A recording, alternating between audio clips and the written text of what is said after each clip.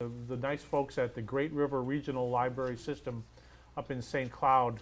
And as part of the reopening celebration that they're having in 2 weeks, they asked me to be a part of that, to have this appraisal event up there. And that brings my total of these events just in 2016 to 136 of these programs that I've done. So, I think one of the reasons that they have been so wildly popular is that people like the fact that this is not a shopping trip for me.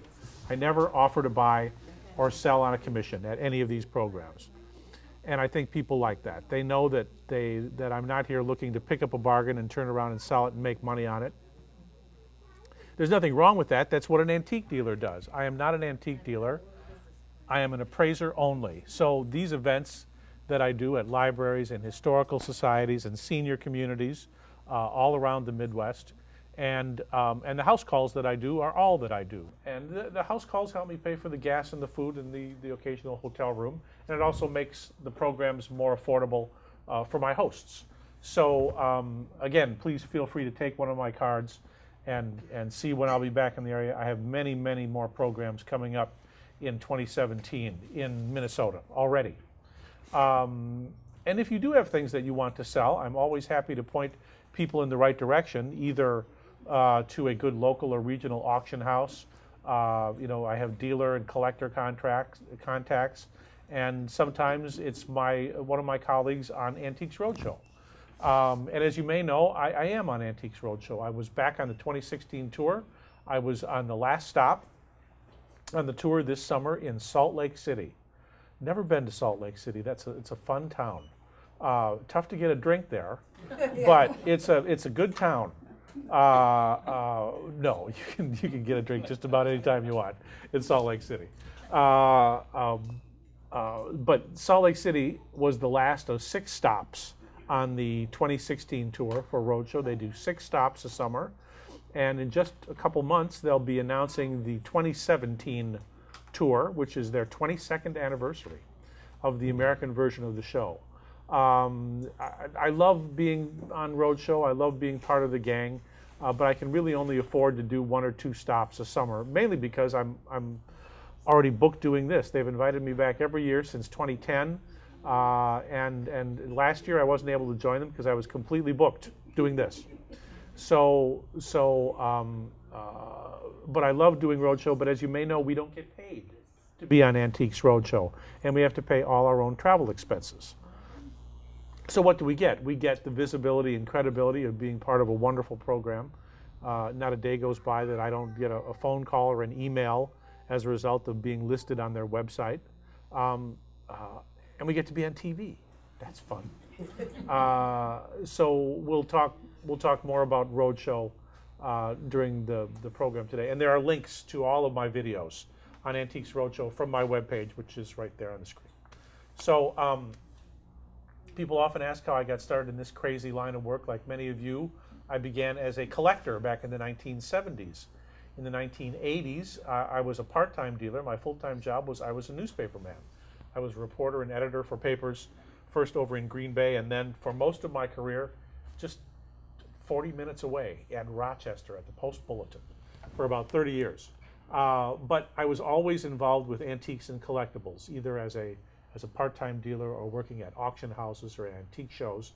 In the 1990s, I started writing antique reference books part-time, and I quit the newspaper business to write the books full-time in 2002.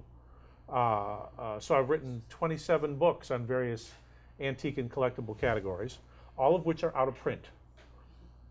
So the books I wrote on antiques and collectibles have themselves become collectible, which is not anything I ever expected to have happen.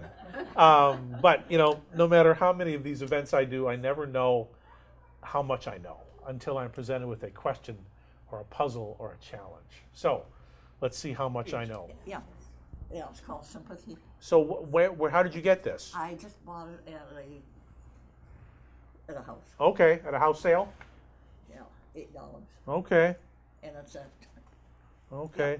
Yeah. And I see that it is like, maybe it's a print, I don't know. Mm-hmm. But I say it's beautiful. It is beautiful, and it's in excellent condition. And I left it just the way it was in the back, yep. and so forth. Yeah, it's a little toned, Yeah. I mean, I think once upon a time the paper probably would have been whiter, but one of the reasons for the toning is this, it's got the original cardboard on the back here. Yeah.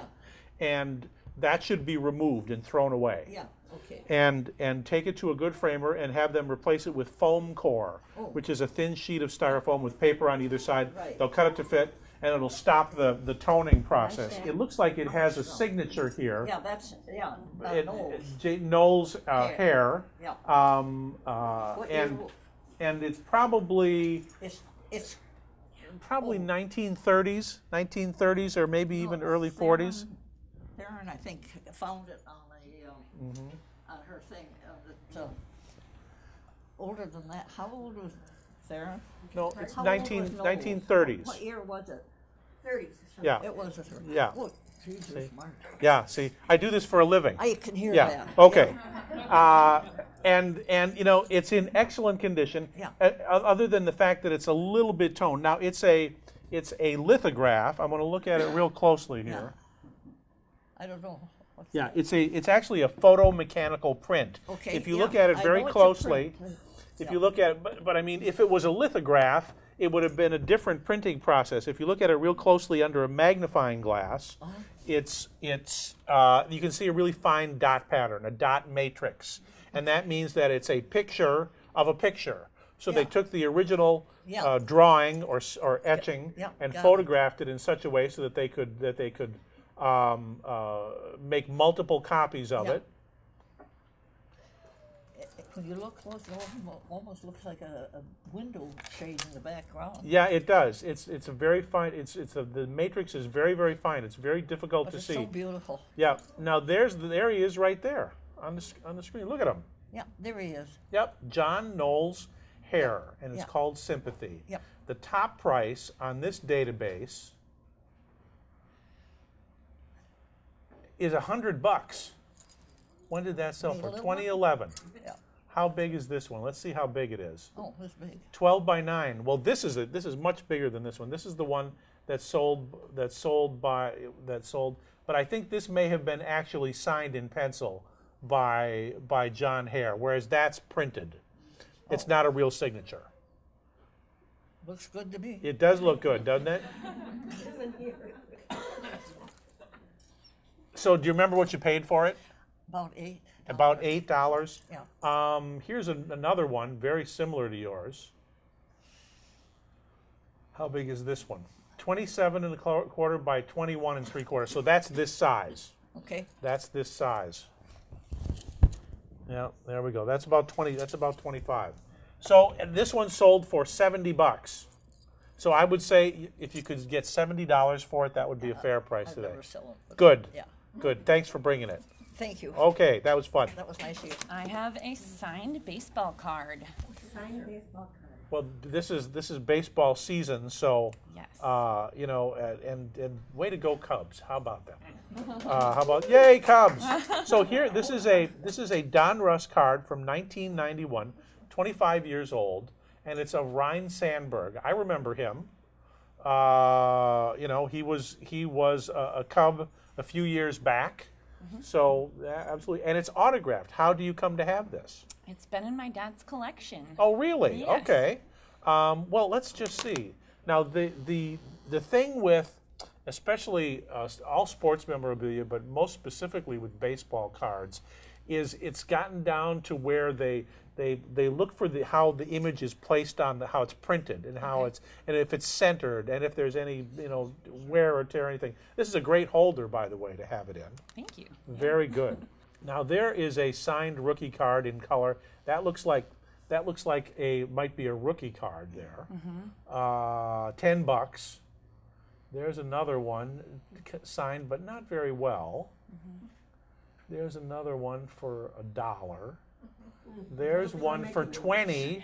Now so he was a rookie in '83. Wow. $20. Here's a whole collection. Let's see how many. Let's start with the highest first. Yeah, let's do that. Okay, game-worn jersey from an All-Star game. $6,500. Do you have one of those? No. No? Okay. I threw it in the wash. Oh, It darn. Yeah. Good answer, though. That's a good answer. Here are six assorted. I think these are signed cards. And see, they've all been graded. They've been sent off to a grading service. And there's Sandberg right there. Probably also from '83. So the whole group of these sold for, I think it was $180. Yeah. Okay. But I would say, you know, now because of the Cubs win finally, and because of you know, it's fairly recent history, 25 years old. But I would still say probably $30 or $40 would be the top price for it today. But you know, hold on to it. Keep it Tell for tell another Dad. 25 That's years. right, absolutely. Well, I would say give it another 100 years, Okay. and then Great. yeah, see what it's like then. See- Okay. Sounds great. All right. Thank you so much. Thanks, Britt. Nice to meet you. Nice to meet you. Okay. Well, that's a pretty thing. So it's actually, it looks like a photograph of a carving of a heron and standing in some reeds. Oh, what a wonderful image. Well, what do you know about it? Nothing. It was Okay. in the attic of our house. Okay. Age is about 1880. It's what's the design on the frame, which is all, you know, shallow carved and then gilded. That's kind of an Eastlake design. So, but what I find interesting is the fact that this background here is all hand decorated. That's all colored by hand. That's red ink and pencil. Yeah, that's all painted by hand. But it's actually a photograph of a carving. So I have a feeling that it would have been one of a series. There may have been a group of these carvings that would have been photographed, mounted on this board. There's a little bit of water staining, but not too bad. Overall, I think the condition is great. I want to look at the back, though. These are the original cedar boards. Okay. The same thing goes for these as went for the cardboard. Should be removed and thrown away, because they have chemicals they have in them that are migrating into the paper, that are toning and weakening and discoloring it. And again, they should be removed. Have a piece of foam core cut at from the local framer to fit in here. Very nice. You may even, you know, the frame is gesso on wood. That's just plaster, and then they cut through it and gilded it. Overall, it's not in bad shape. There's just some chipping which you would expect of a plaster covered wood frame like that. Very nice. Very nice. I would say if you saw it in an antique shop, probably $30, $35. Very good. Thanks for bringing it. Thank you. Okay, that's very pretty. How did this come into your life? My daughter, a friend of hers, her mother died. Uh-huh. They were cleaning out, and she was helping her. Okay. And she saw this and said, "Well, how much do you want it for?" And we said, "Well, you're helping. You just take it." Well, that was nice. Yeah, and I love it. Yeah, So on Mother's Day, here she come with it. oh, that's pretty special. Yeah. That story is worth more than the picture. It's a painting. It's got to be worth $5. Well, it's what it is it's a photomechanical print. It's printed on textured paper to make it look like it's a real painting. Okay. But if you run your hand over it, you can feel that there's no what they call impasto, which is the weight of the paint on a surface, on a canvas or on a board, and it's just perfectly smooth. So as a photomechanical print, a wonderful big nautical scene.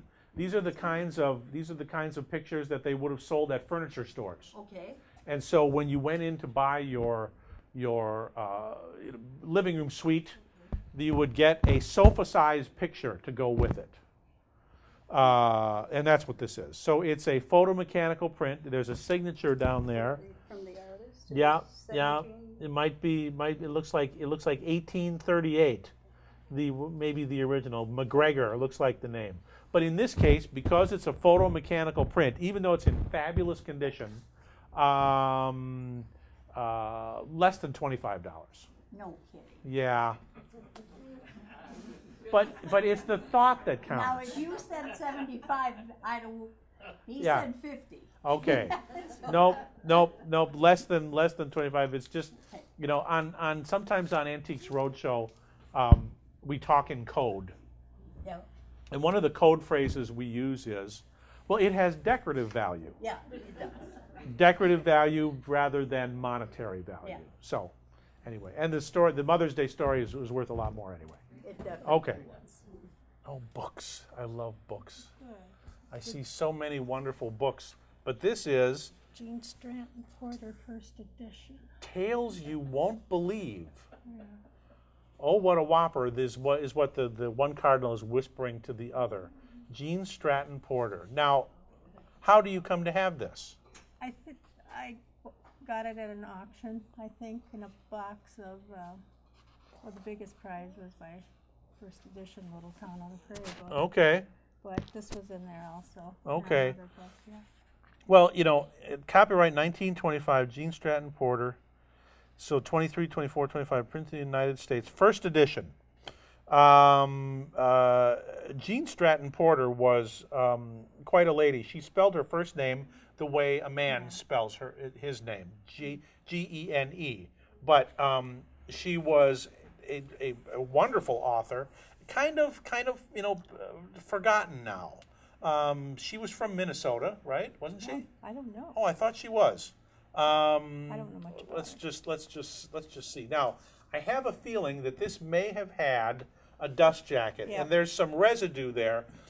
Today, if you watch Roadshow, you know how much we love the boxes. It's the same thing with books. They have to have their original dust jackets to really be very valuable. So I'm going to set this right here so everybody can see it. Now, because I see so many wonderful books in my programs, there's a website I use more than any other for them, and it's this one. It's called abebooks.com. Have you ever used this? I think a long time ago, yeah. Okay, so this is a free website. You don't have to register. You can just go there and search. It's a worldwide network of sellers of used, rare, and out-of-print books. Now, because they are retailers, I tend to think that their values are kind of high, but what they have that I find helpful is they have really detailed condition reports. So you can compare the condition of your books with the books that are being offered for sale here. So we have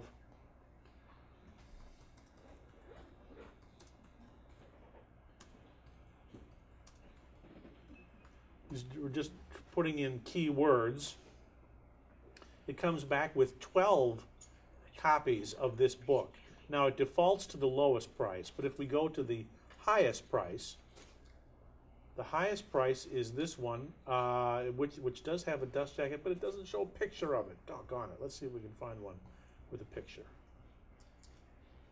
There it is. There's what the original dust jacket looked like. Oh, okay. And it was the same thing as the picture that's on here, but it had this white background instead of this kind of dusty teal color with 24 illustrations. Remarkable true story. So what does it say about this one? First edition, fair condition. Book does have some browning and poxing. They mean foxing, foxing is a mold that grows on paper. These little brown specks, exactly. Jacket does have some tears around the top and base. They even have little, celluloid dust jacket covers that you put the dust jacket in to protect it. Oh, wow. Base of the book spine is now in a protected plastic cover. There you go. Black ink marking from previous owner on the opening page. They're asking $32.25 for this particular book. Let's go back here. The top price was this one right here, $250. With the jacket. So with the dust jacket, first edition, good condition dust jacket, Octavo blue-gray pictorial cloth stamped cover. There it is, right here. Illustrated with a frontispiece, 23 plates, a fine bright copy in good plus dust jacket, which has chipping to the tips and extremities, scarce in the dust jacket. $250. They're asking for it. So the lowest price, which was this one right here, $14.25. That's low. that's the cheapest one. Yeah. But from there it goes up very quickly. 25, 40. There's that one. 32, 45, 50, 80, 67, 80, $125. That's a different book. $200. No dust jacket. So, and that's for sale just down the river in Macokota, Iowa. So, you know, in the antiques trade, there's the talking price and there's the walking price. And all the people selling their books here haven't found the walking price yet. So I would say the walk-in price for this book, as wonderful as it is probably about $10. Oh, Okay, okay, thank you. you're welcome. King of the Turf. So this is like a punch board. There looks like there's a couple of them, 3 Musketeers, all tickets. So I mean, where on earth did you get these wonderful unpunched punch boards? Garage sale. Really? Well, they had them in the basement for a while, I think. Look at Yeah. they got the little water stain at the bottom. That one doesn't have them there. Oh gosh, Kings of the Turf. Now these are different from the ones where you have to push the numbers out. These are you just punch them right. So is this the way they were when you bought them? Put the cellophane You over them, put but the plastic on them. yeah. These look great, framed. They the more graphic they are, the more saleable they are. But the punch boards today, again, have to be complete. Now, you have to take off a little bit for the water stain on them, but these are a little bit later. These are probably 1950s. Is there a date on them? Do you know? I didn't see anything. Okay. Because the 1930s punch boards are often really, spell it right, are very graphic, and they have sports and I mean here's a 5-cent punch board, very similar to yours.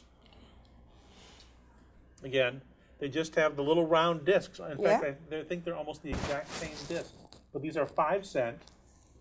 So one's for football, one's for basketball. Here's the backs of them. The pair of them sold in 2007 for $20, $10 a piece. Do you remember what you paid for them? 7? Isn't that what you said? I think she was there, and that's why I remember. Let's go back here. I like the horses. Man of War. These are all 5-cent punch boards, and the more colorful they are, the more they seem to bring. Now here's the big ones, the really big, the thick ones that you punch. $3.50 for all 3 of those. We want to get the most recent ones here first. How do they work? What do you do with them? Well, it's just like the punch boards that you have in taverns today. You try you buy a chance to win a prize, or sometimes they get around. Some people consider it gambling. So there's a value attached to it, either a drink or a meal or cash. They're very big in VFW and Legion halls. So I mean, here's another one, $2. Sometimes they have pretty girls with no clothing on. Those tend to bring more money. Disgusting. I don't know why. I have no idea why. Here's one similar to you that has 2 of them punched out. Oh, yeah. Very similar. There, yeah. $10. $10 still each, huh? They didn't Yeah, come up I in think- price in these few minutes. I think $10. Yeah, yeah. Unless we want to have an auction right now. Yeah, I don't know. No. Probably. I was up in the St. Cloud library system, and a woman brought in a drill press, an old drill press, and I looked it up online. And I said it's worth about $5. And a guy sitting in the front row said, "I'll buy it from you for $5," and she sold it to him right at the spot. That's never happened. Going, This was the first time that it's ever happened. So anyway, I still think it was a good investment. All right. Okay, Thank you. you're very welcome. Not really. with my dad, and he must have brought it back with him. He's not around for me to Okay. ask. All right, so let's unfold it here. Looks like it's in pretty good shape. Yeah, it's been in a box for Okay, ever. so here is a map of it says the Far East, but you know it includes all of the old Soviet socialist republics. It includes Southeast Asia. It includes China, India, and it includes parts of what are now Persia, what is now Iran and Iraq. So I mean this is the kind of map that probably would have been they would have followed events in the war, and in fact on the back it says the news map for the armed forces, so you could follow what was happening in the world, including Manchuria. There we go, the Manchurian campaign, the Manchurian candidate. There's Mongolia. So this is the kind of thing that would have been used to. It would have been folded up and sold through magazines and things like that, rather than something that would have been used specifically for the war effort.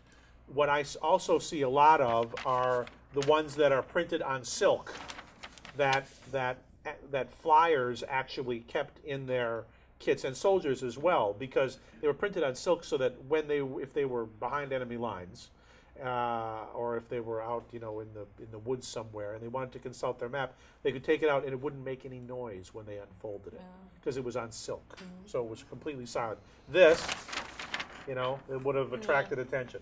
So it's a wonderful condition map, but not particularly valuable. So it's decorative? Decorative, yes, it's very, very decorative.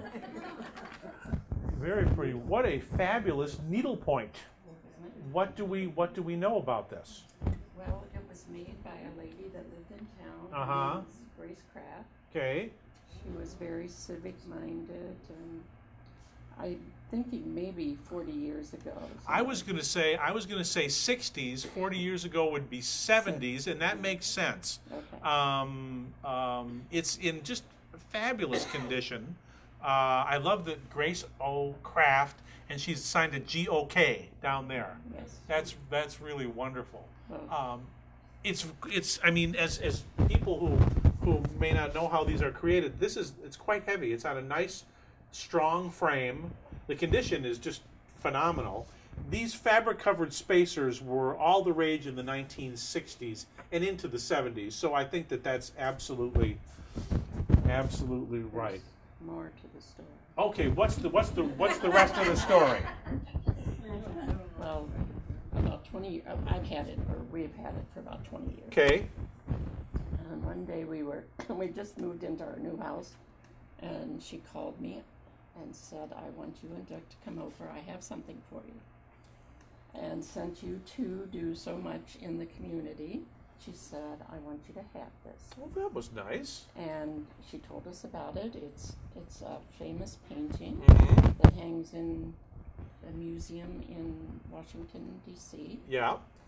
And she went to Washington, D.C. to get the exact colors of the Wow. picture. She wanted every detail right. Yes.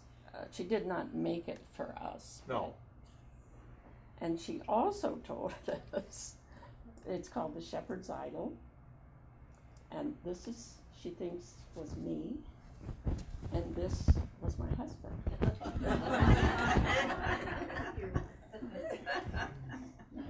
And her daughter was upset with her for giving it to us. And Grace, if you all knew Grace, she said to her daughter, "Well, you don't like it anyway." Uh-huh. And then she told us to take it home and hang it over our fireplace. Wow. So even where to hang it in the house. And then she may have that Okay. sign. Okay. Or plaque made. It's absolutely beautiful and in perfect condition. It's never been in the sun, No. as far as I can see. The condition is great. It's contemporary, however. I mean, someone would say, well, last quarter of the 20th century, if it was 1970s. And 1970s makes sense. However, having said that, the condition is so wonderful. And I wonder if she was, I think she was working from a pattern. I don't think she would have done this yes, freehand. yes, So the pattern was already on the needlepoint Right. fabric Yes. when she did the work. But she, you know, to go to DC to make sure she got all the colors right, that's really going the extra mile. Well, truly, I don't care how much it's worth. Okay. I just want a value on it so my kids won't sell it at a garage sale. For a buck, right? Yes, because they don't like it. Right, and you know what? I hear that all the time on the house calls that I do. Well, maybe we don't want to sell it now, but we don't want the kids to put it out at a garage sale for a buck. Oh no, I don't want to. And they would too. So it's wonderful. If it was mine, I wouldn't let it go for less than. Well, let me put it this way: if you saw it in an antique shop, it would probably be about $300 Okay. at least. Yes. Maybe a little bit more. I mean, then think about what your hourly rate would be for at that. That's nothing. That's absolutely nothing. So, thank you so much for bringing it. What a lovely little picture. What do you know about this? I know it's very old. Yes. I bought it from an elderly lady at a garage sale Okay. at least 50 years ago. Okay. And I didn't collect at that time, but I fell in love with it. Okay. It is wonderful. It's about 100 years old. It's got a number mark on the bottom, which tells me that it's German. It's a piece of German porcelain. It has a transfer decoration of these two women in peasant dress. And when we talk about a transfer, it means that this picture was laid on like a decal and then glazed over. It's not hand painted. And you can look at it very closely under a magnifying glass and you can see that there may be some highlights, but mostly, well, you can see how it's flaked away just a little bit here. So it's a 100-year-old German milk pitcher, I suppose, is how it would have been used. It would have been part of a larger set that might have included a creamer and a sugar, maybe a waste bowl for putting grounds and tea bags and things like that in. And it may have been there may have been plates as well to go with it. But it's just a gorgeous little piece. Do you remember what you paid for it? I don't. But what I liked was the irregular top. Yeah, right. The little cutout Right. design on the back. It's very, very pretty. Very well. I like the handle too. That little. The fact that you got typical for many German porcelain pieces, whether it's a utilitarian piece like this or just a little statue. They did the front. They didn't do anything to the back. Not even the stripe on this side. They didn't even repeat it. Look at that. They said, "Oh well, here's the front. We're all done." I never noticed that. Yeah, it's in excellent condition. If it was hand painted, it would probably be $100, $125. Because it's a transfer design, I would say less than half that, maybe $40 You're is what kidding it's me. worth. No, nope. Oh my God. So it's Excuse me. yes. Watch your language. Oh, and I It's treasured beautiful. this. Oh no, it's wonderful, and I hope that you will continue to treasure it. My goodness. But if someone would give you $40 for it today, you should get the money very firmly in your hand and smile, and then start backing up, and then run as fast as you possibly can. My goodness. Okay. Thank you. You're welcome. I think. Okay. That's some pictures of the William Crooks. The William Crooks was a locomotive. First one in Minnesota. Wow. So this one? No, this one. The little one. The little one. Yeah. Good heavens. And it's got Great Northern Railway on the back. Mm-hmm. So I want to take, if you don't mind, I want to take these out. Oh gosh, these are fabulous. How did you get these? I found them in a flea market. These are fabulous 8x10 pictures at some sort of ceremony. I think described it as and it's going there to. it is there. Okay, so now this is actually a press release photo because it's got what they used to call cut lines Yep. On the photo in the newspaper business. The pioneer comes home. Let me see if I can read this here. 78 years ago, the crooks rolled out of a shop here and sent the service to the engine. And number one, was it a narrow gauge or was it a regular? It was a regular gauge railroad. Okay, okay. Oh my gosh. So these are fabulous, fabulous photos. Look at that. Look at that. Oh my gosh. So these are not reprints. These are old, probably press release photos from. Is there a date on here? I think it says 39. Yeah, 1939. And I'm thinking I bought them as a set. Right. And I think this is telling the story, and I think this is where it started out in Right. St. Paul. Right. Oh my gosh. They're absolutely wonderful. Well, train, especially locomotive memorabilia, is still a pretty healthy collecting area. And especially for, in this case, what they call American profile, because this engine has what's called an American profile. In England, there's a separate profile. In Europe, there's another style. So this is an American profile. American profile engine. I'm trying to find out who these guys are that are in the photo. I'm guessing that these were the house photographer took this. Yeah. And these are management people of the railroad. And that I don't think has as much value attached to it as the fact that right here, it was built in St. Paul, right? In New Jersey, and that's what this. Okay, so it's going back to New Jersey where it was built. Yeah. Okay. For instance, here is. I want to just show you the most recent examples first. There are whole collections. Here is a single photograph of a locomotive that sold a month ago. How big was it? 22 by 8.5. So pretty good sized photo. That sold for $80. Just the photograph of the engine. Let's go back here. $80 for one photograph. 80. Another one. There's one from the Main Central. $700. 110, 120. Here's a single photograph of the Rhode Island Locomotive Company. This is the builder of it. $700 for that one. So if this is something that you wanted to sell, they should be sold all together as one lot. But I think you're looking at hundreds of dollars in terms of it. What'd you pay for them? I bought this in some of those pictures. Yeah. Or smaller ones. Yeah. They're kind of like baseball cards. Right. Yep. I bought some of those for like $50. Yeah. I think that was a really good investment. Yeah. The old ones of the 1930s railroad photos are still very, very collectible.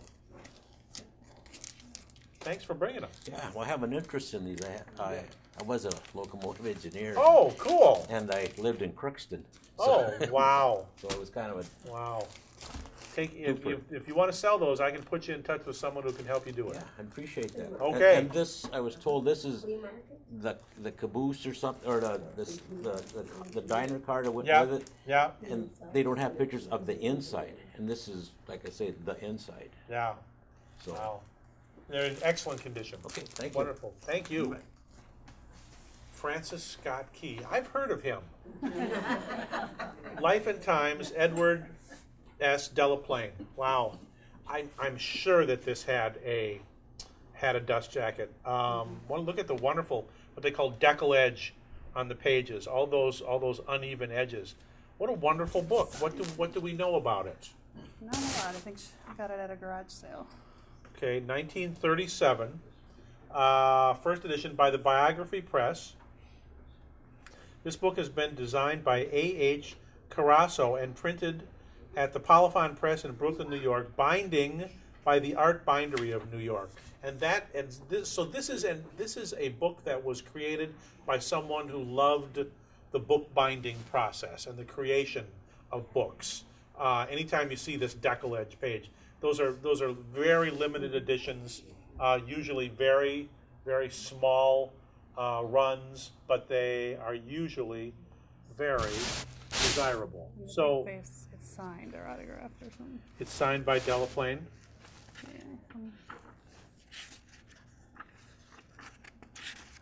Somewhere.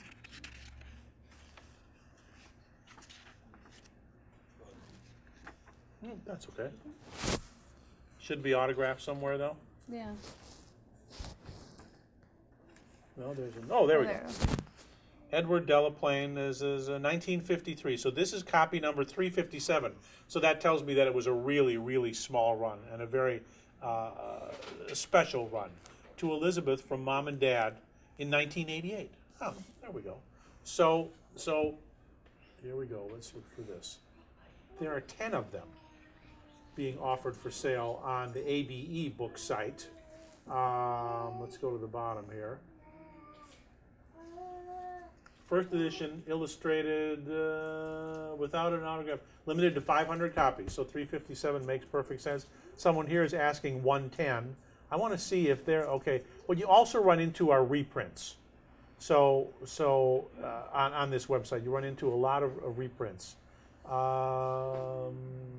Warmly inscribed and signed by the author on the limitation page, bound in ribbed Royal Navy blue, Royal Navy colored cloth with title lettered boldly in gilt on the cover and spine, printed on laid paper with town crier watermark. So somewhere on here there's a watermark of a town crier, but that's what they refer to as the decal edge, the laid paper.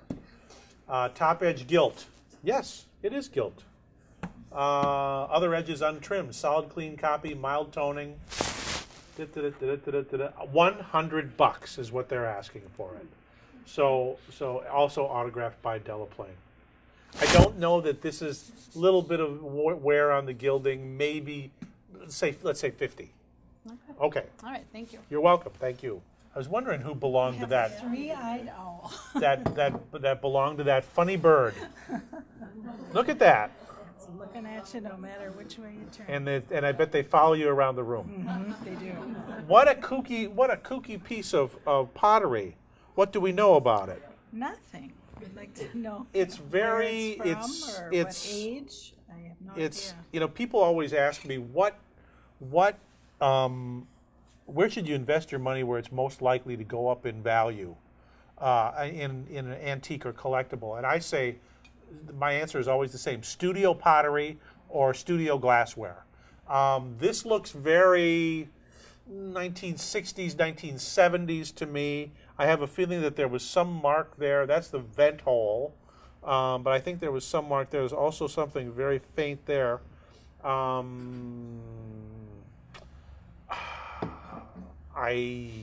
don't know anything about it. How do you come to have it?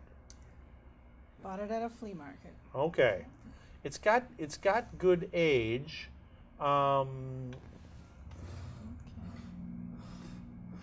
suppose it's got to be an owl with eyes that big.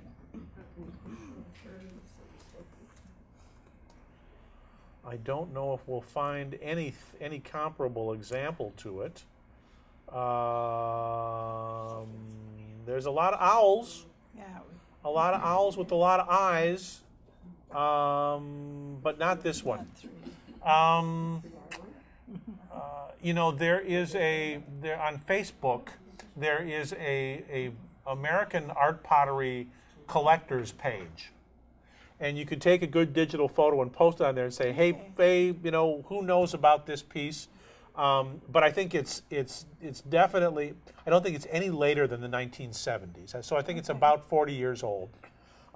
It's pretty kooky, but I can't tell you what exactly the value is beyond decorative without seeing a comparable example.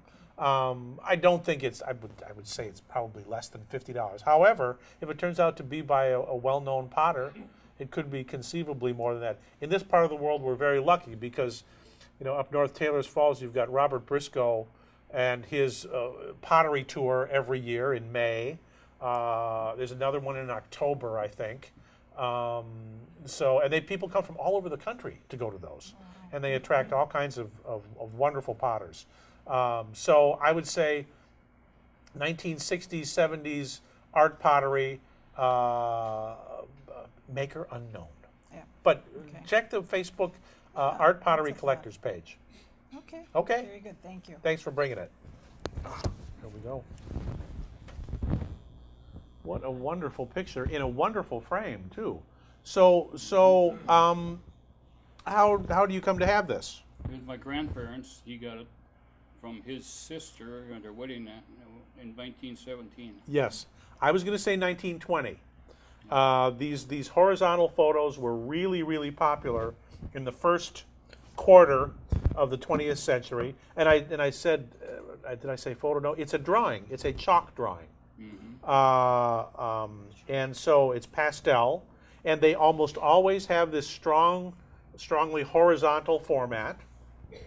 This one is in just a really wonderful kind of late Art Nouveau style frame. It's signed. It looks like Rossman perhaps. There are just a handful of the artists who create these that are very collectible today. Kennedy, Chandler, and Glothar is the three names that bring the most money. This one's on the small side. I mean, I've seen them literally twice this size. This high and twice as long. So it's usually these idyllic landscapes. This one is kind of is a little bit different palette. It's a little more, organic, kind of the ochres and sagey colors. Very rarely do you see them with people in them. It's usually just an idyllic landscape like this. Often this has a country road. Oftentimes it's a lake or a river with the moon, floating through the clouds, and sometimes there's a campfire in the corner. Overall, the condition is excellent. 30 years ago, you couldn't give them away, and then people started looking at them a little closer. And so the big three artists that I mentioned, they're very popular. This is a really nice one in excellent condition. Sometimes you get, because the glass and the chalk are in contact, you get a little lifting of the chalk. And that's easily taken care of. You can carefully unframe it, lift it out, or have a framer do that. Clean the glass. I wouldn't do anything with this. It's in fabulous condition. About $75. Okay. Thanks for bringing it. Thank you. Okay. This was on the back, glued on the back of this watercolor. That's what I'm interested in. I want to know if this is the same person that did it. So you bought a picture, and this was the picture that you bought? Yeah, no, that was the picture I bought, but this this was behind it. Yeah. Yeah, you wouldn't believe how many times I hear that story. People buy one thing and they get a second thing. Usually it's not two original works of art, though. This is a really nice little watercolor. It's an original watercolor. It's in a type of watercolor called gouache, which is a chalky, opaque watercolor. So a little alpine scene. You've got the grazing cattle and the mountains in the background, and a little alpine lodge or cottage there in the foreground. 1945 is the date on that. And you're wondering if this might be by the same artist. Right. I would say probably not. Okay. This looks like quite a bit different style. It's very folky, and by that I mean I think it was created by a talented amateur artist. This was someone who really knew how to control watercolor, which was really hard to control. The way that the snow is kind of settled on the mountainsides, and the whole wonderful foreshortening there, and it's signed. Looks like Gentalen, Gentalen, Gentalen, Gentalen. I don't know if there's any more pictures out there by this artist. You can also tell a lot by the way that an artist signs their work. That's a pretty assured signature, very stylized. I'm not getting any other in this database, at least for this one. But that's a really nice little watercolor. What'd you pay for it? Probably $10.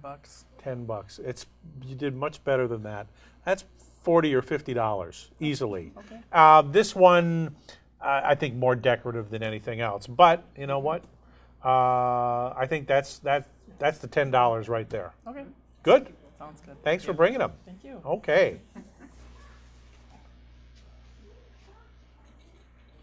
HD, and it's a hog. So I'm thinking it's a Harley Davidson hog. It's a and he's got little screws going in the bottom of his feet. Would this have been mounted on the front of a?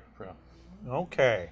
I confess that I have never seen a fender ornament for a Harley Davidson.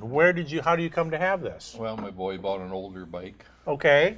And it was on there, and he was going to throw them away, and I said, no, I'll keep them. Kids, you know, what are you going to do? Now, do you think that this was something? This wasn't original equipment. Do you think? I don't think so. I think it was an add-on. An add-on. Have you done any research on it? The last month I happened to look again, and I did find them. You did find them. Okay.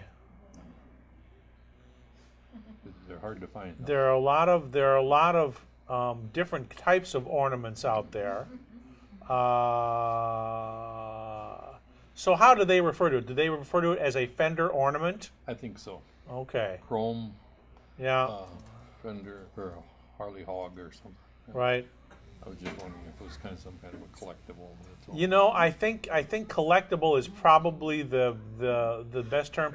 However, having said that, this is the kind of thing that if you got a group of Harley riders together, they would compete for this. Somebody would want it. Someone would really want it to put it on the front of their bike. I think that a Harley collector would gladly drop $80 or $100 for one of these. Mm-hmm. What kinds of prices did you see? Well, I think when they were new, they were like $50.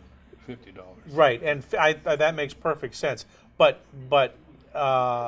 this one is in just fabulous condition. I'm thinking closer to 100. Yep. Yeah. Appreciate it. Very nice. Thank you. Thanks for bringing it. So it's a mixed media image, and it's signed down here by Dali. It has a blind stamp, and there's also a number here. But you know, out of all the Dali images that I've seen, this is one that I have not seen. But there's information on the back that we'll talk about. So how did you get this? Well, a very dear friend from over 20 years. Yeah. Had it. I think he got it from a friend. Okay. For a housewarming gift, and they are both deceased. Okay. And okay. He wanted me to have this. Oh, because that's. He said it should be worth something. Well, you know, that's a really nice gift. I'm guessing that this was probably framed in the 1960s or 70s. And not the date, but the no. gallery on the reason I know that, the reason I say that is if you look at the edge of the mats here, and it's double matte, see how they've started to turn brown? Yeah. That's a sign of what's called matte burn. Matte burn occurs when you have a mat that is not archival, when it has a high acid content. It's not the kind of thing that they would use today routinely. In the 60s and 70s, they were still using high acid mats. Now, I just want to look down here. Now, there is an embossed Salvador Dali, and it has his very cryptic signature on there. So on the back, it says David Gary Limited, Milburn, Shores, New Jersey, mixed media, Dali, and then there's some information. So a document of authenticity in this case doesn't give us a whole lot of information. But let's see here. The problem with Dali's work is that he's one of the two most faked of all the artists, and unfortunately, him and Marc Chagall, these prints are very, very fake. But in this case, if we look for a mixed media Dali, here's what comes up. There are several of these. But you know what? Some of them are bringing some pretty good money. And of course, there are stories about Dali having been taken by his creditors to the castle, and all he did all day long was he'd sign blank pieces of paper, which were then supposedly printed on later on, many years after his death. Let me see it again. So it has a butterfly, and it looks like all the world like the top of a crutch, but definitely 1970s. You know, at that point in his life, Dali was doing just about anything he could to make money. Yeah. You know, he had this lifestyle to support, and he needed to do this. You know, I'm going to say 400 or 500. And I can't find the exact. I mean, there's another one. It's a lithograph, and it's signed. For instance, here's one called Magic Butterfly. There's the signature down in the corner, very, very similar. There's the signature. Yeah. I'm still going to say 400 to 500. It's very toned, and I think it probably has old cardboard in the back, which should probably be removed as well. But you can save. Yeah, that's the cardboard. That's what's doing it. That's what's doing it. So that should be replaced. But you can still save that information on there. Okay. Thank you. Has everyone seen the Dali Alka-Seltzer commercial that he did? Yeah, you should see it if you haven't. Homemade meat, and there it is.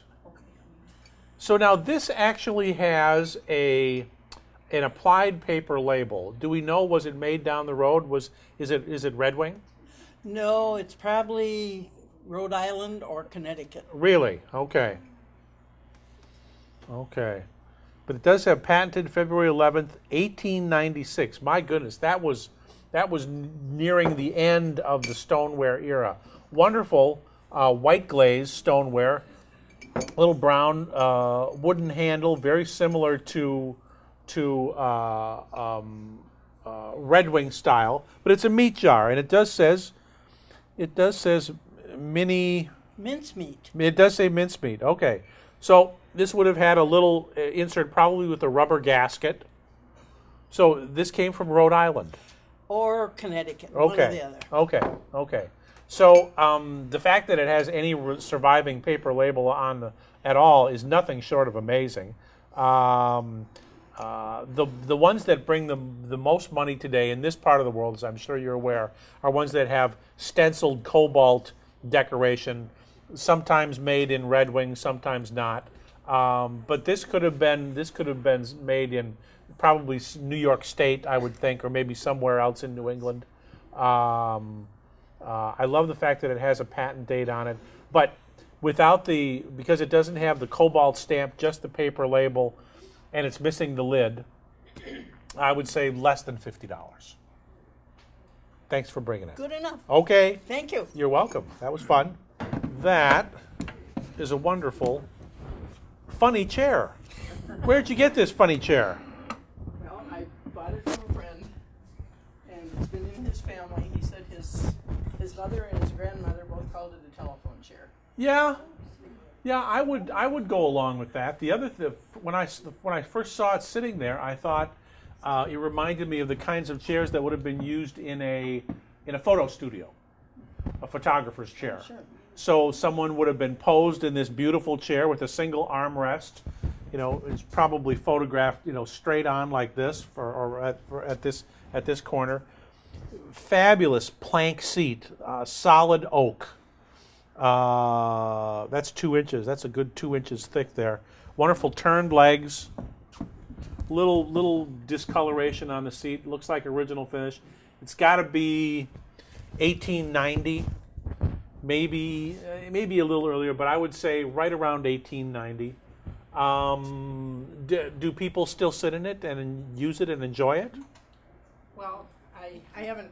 The back is a bit loose. So Okay, I'm going to have that. so it just needs to be glued and clamped. Yep.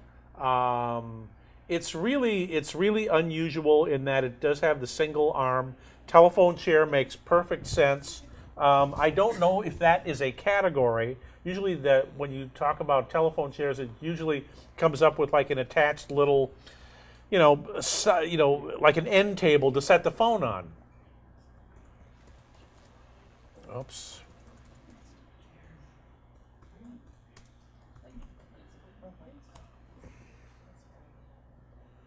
See, now there's one. There's a little one with the phone sitting off to the side with a little, almost like a writing desk. Yep. Writing arm Windsor. See, there's one. Very, very Danish modern.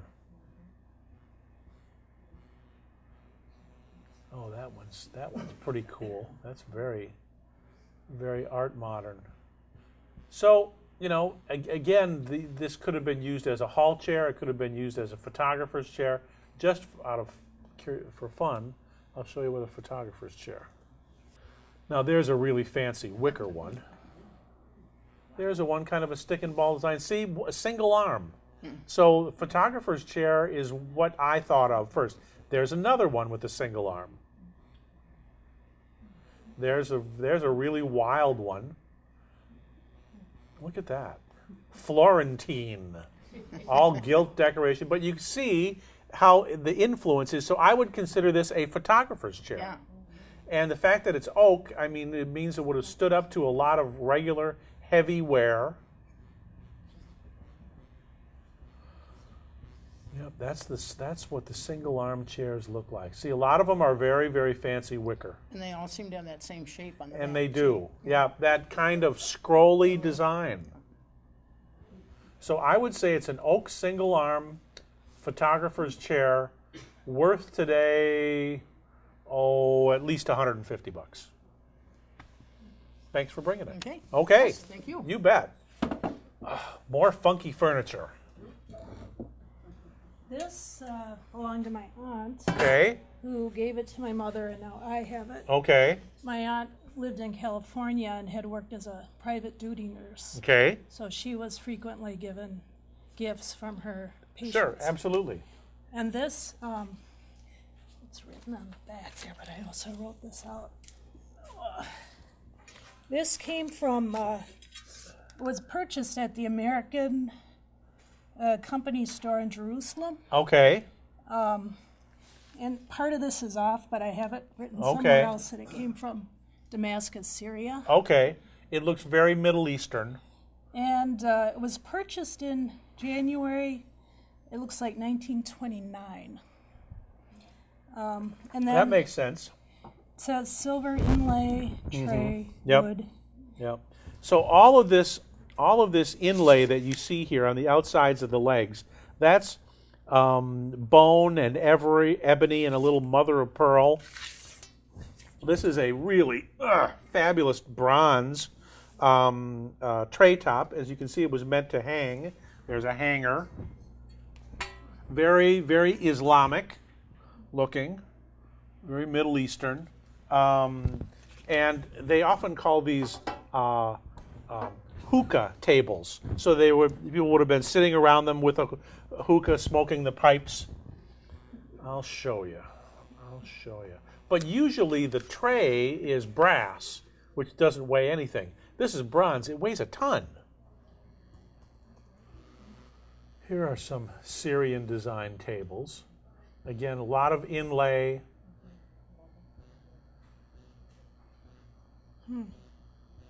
See, they all have a lot of design elements in common. The bone and mother of pearl and abalone. Do you think we can find one with the bronze top?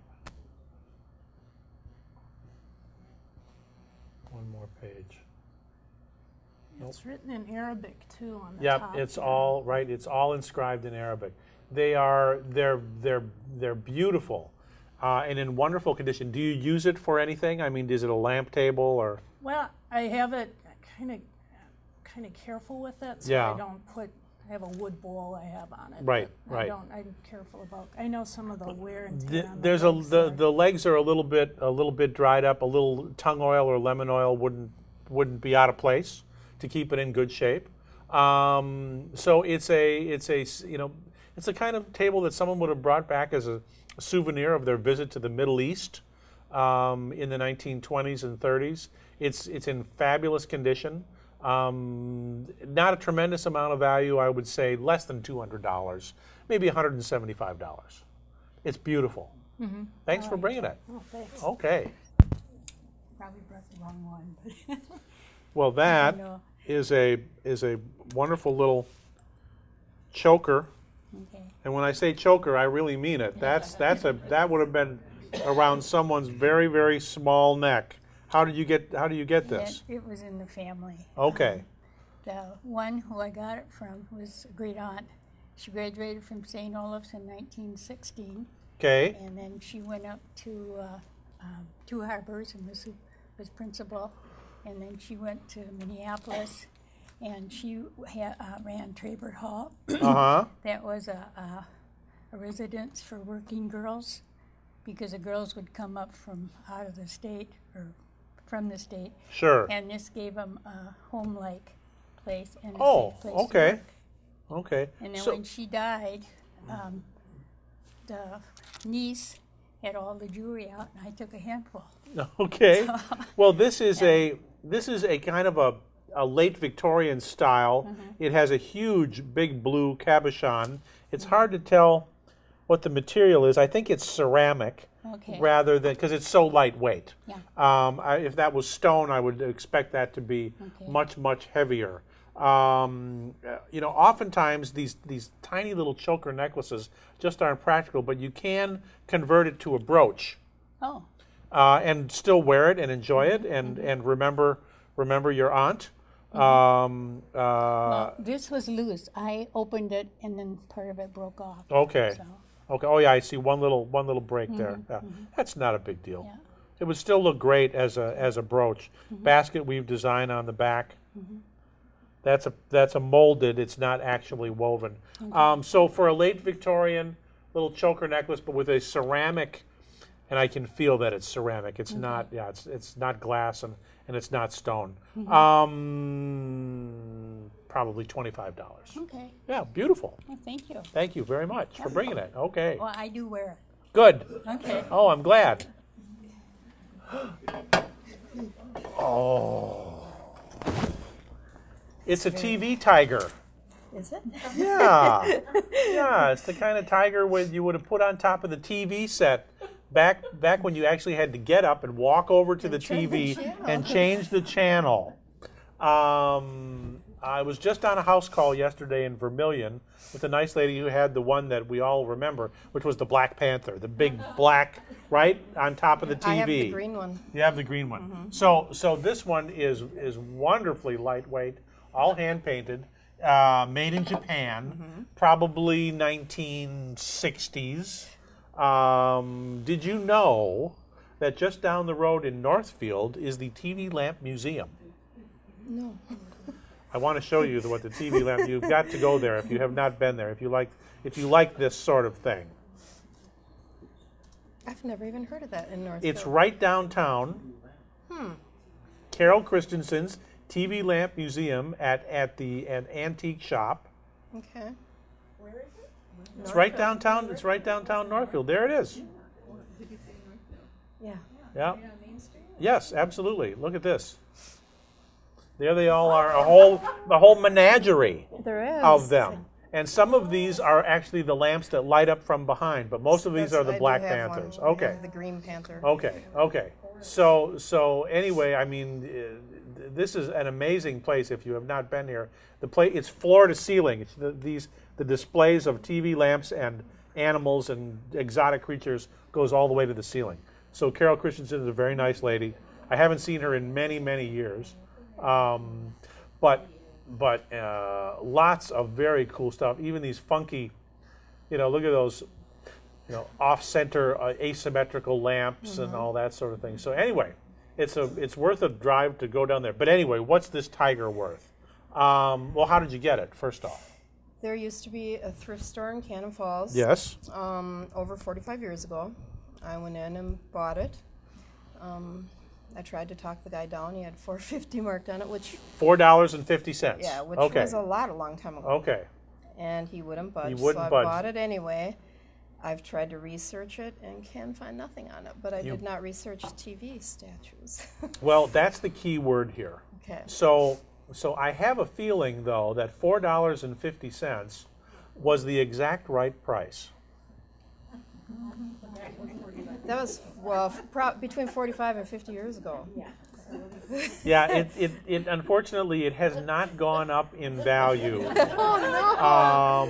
since then. No. Okay. Yeah, I'm sorry. That's okay. I love it. Oh, I do too. I think he's pretty wonderful. If it had a little greater heft, it's so unbelievably lightweight that, I mean, I think when it was new, it was quite inexpensive. So Japanese and yet hand painted. Yeah, early '60s, I would say. $4.50 was just the right price. Okay, that's okay. Thank you. Go visit Carol in Northfield. I will. I didn't know she was there. That's nice. Right on the main drag downtown. Okay. Thank you. Oh, you've got all your ducks in a row, don't you? Except, oh, that's too bad. Yes, it is. So let's let everyone see the middle, because there is a flower frog in there. Again, also made in Japan. In this wonderful iridescent, luster, what they call it. Lusterware. Okay. So it's lusterware. So how did you get this? It was my mother-in-law. Okay. So it probably dates just before World War II. So 1930s probably. Well, they were married, I think, in 1919. Okay. And I think she had it then. Yeah, maybe. I don't. It just doesn't. It's the luster pieces like that. Some of them date that early, but I don't think this one's quite that early. However, it's early 20th century, almost an antique. It's. I love those. I love those marching geese all the way around.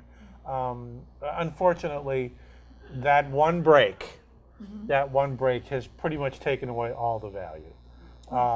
Do you have that head? You don't? No, we don't. No? Okay. Because it could be repaired. It could be repaired invisibly. I think somebody tried to glue it on Yeah. at one time. Yeah. Too bad. I don't know how many more there would be out there. So anytime you see that dusty orange color with that iridescent finish, they consider that lusterware. And we spell it Luster. A lot of times when the English made a lot of this as well, and they spell it Lustre. So you have to use the English spelling to find the comparable example. There's a luster flower frog with a naked lady. Not that there's anything wrong with that. No.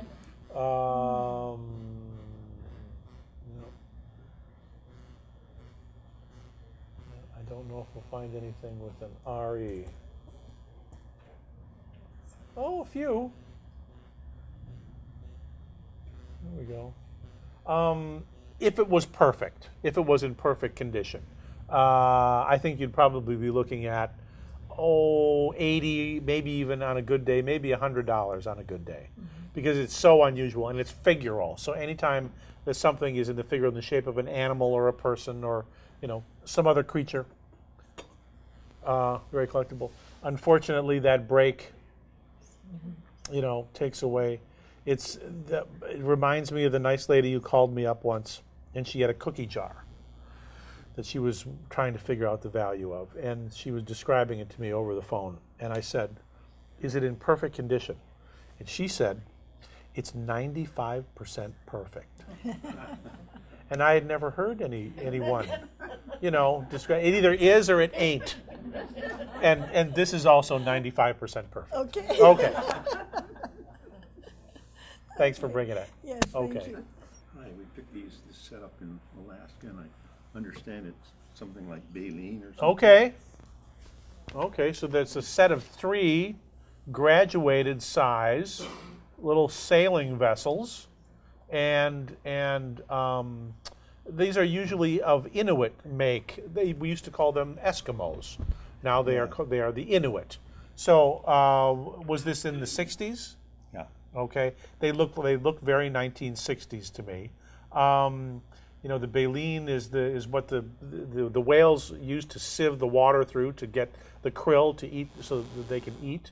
I've seen woven baleen pieces. I've never seen baleen boats like this.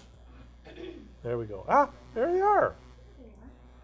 See, this is why I get the big money. There's one right there. $70. When did that sell for? When did that sell? Just one? 2011 for one. Yupik. So they were made by the Yupik, and they say they call them Eskimos. So let's get the most recent information we can. So what'd you pay for them? Do you remember? No, but it was a lot more back then. Yeah. There's one for 100. That just sold in August. There's another one, 50. There's one, 50.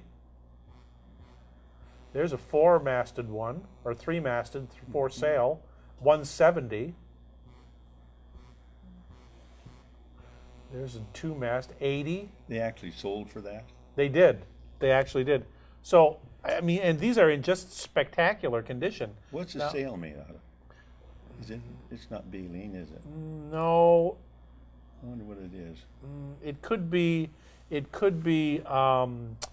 like some kind of treated, like intestines or sinew. Yeah. Yeah, because it's translucent. What does it say? What does it say in the descriptions here? What does it say they're made of here? Let's look at this. Antique toy baleen boat. Baleen and whale tissue. It doesn't say. It doesn't say what else. But so I think these are all in fabulous condition. I think you got about $200 worth of boats there. Okay. Yeah. Once owned by Winston Churchill. Oh wow. No, I'm just kidding. Just kidding. If you have fingernails? Just I'll give it a try. You have to give it a try. You have to coax it open. There you just go. actually just have to pop it. Oh, sorry. You just press the button. Just press the top. Okay. So here we have a wonderful. Looks like it's a gold medal. I'm probably almost certainly plated. It's got like pronghorn mountain goats there, German. 17 jewels, so it says. Yep. Andre Rival, 17 jewel, shock protected. So what do you know about this? I know I got a good price on it from a pawn shop, but that's about it. Okay. It's not an antique. I mean, it's not. No, I didn't it's think not. it- No, I mean you can tell when they have that shock proof on the front there. Right. It has a kind of an engine turn design on the inside. Can I ask what you paid for it? I paid approximately $20. Yeah, I think that was still a pretty good buy. They Well, call the this. owner. I wasn't sure about the maker of it, how important he was on it. Yeah, I mean, well, let's see what. I mean, it looks like it's keeping good time. It is. It does. It works fine. Yeah, absolutely. It's a so stem does one. it does that. Now some of these you'll find the stem at 3. This one the stem is still at 12. When they moved it to 3, they found it was just easier to set it. Oh, from the side, from the side. So let's see, Rival, Andre Rival, Rivalle. Let's see. Now, does the back also open? No. Okay. Well, I haven't tried to open it. I don't think so. I did not see a like a nail, a thumb catch there. No.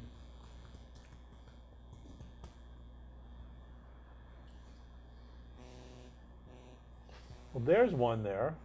Swiss 17 jewel with like an open skeleton face. Right. That sold for 30. Right. There's another one, 55. Mm-hmm. There's one for 90. What does the case on this one look like? Sound like mine. This has a farmer. You know, it looks like he's like harvesting the wheat there. $90. When did that sell for? 07. Don't know if you could get that for it today. Let's get the most recent information here. What gold fill? What's the case on this one look like? Yeah, yours is a little fancier. This one sold for $100 a year ago May. All right. So, and yours is in great running order, so I think you got quite a good buy there. Okay, thanks a lot. Okay, Yeah, you're welcome. thank you. Oh, I like that a lot. Let's turn it around so our audience at home can see it. There they are. So, what do we know about this pretty picture? I know nothing about this. Okay. So it's a, you know, we were talking earlier about when I was looking at one of the big, picture of the boat. Right. What I want to see is impasto, and this has great impasto, which is the weight of the paint on the surface. In this case, it's almost like a burlap.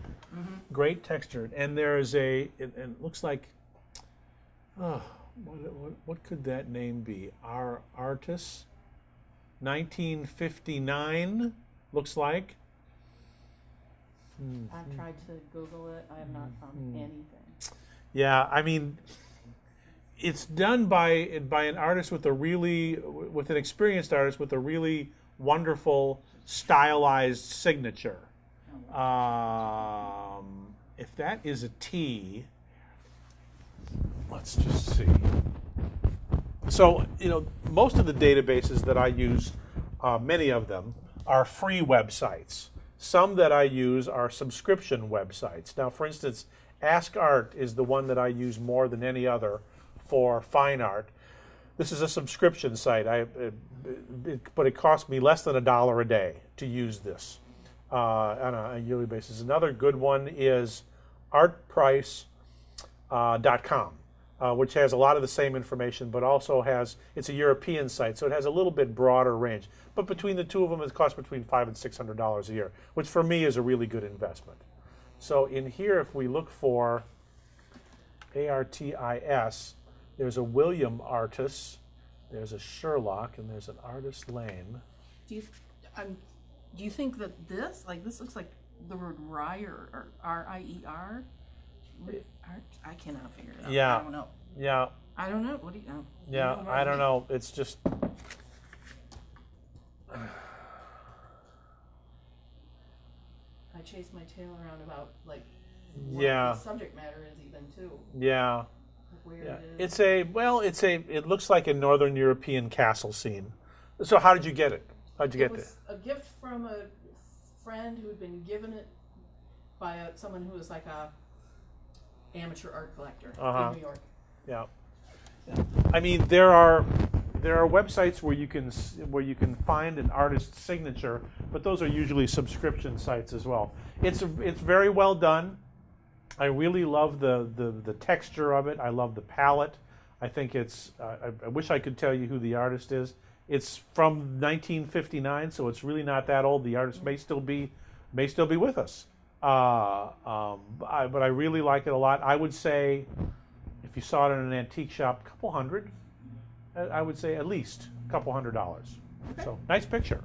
Thanks. You're welcome. Great, very pretty, very pretty, very Czech. I would have guessed.